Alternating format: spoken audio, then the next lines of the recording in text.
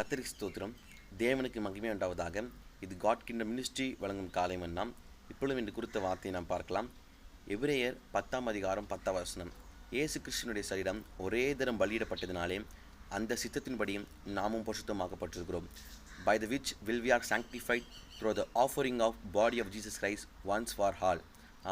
இதை கேட்டுக்கிற ஒவ்வொருவர்களுக்காகவும் ஆண்டவர் இயேசு கிறிஸ்துவும் வெளியேறப்பட்ட தன்னுடைய ஜீவனையும் தம்முடைய வெளியேறப்பட்ட பரிசுத்தமான தூய இரத்தத்தையும் சிந்தி தம்மை மரணத்துக்காக ஒப்பு கொடுத்தார், இந்த பாவிகளாகி நம்மை விடுவிக்கும்படியாக.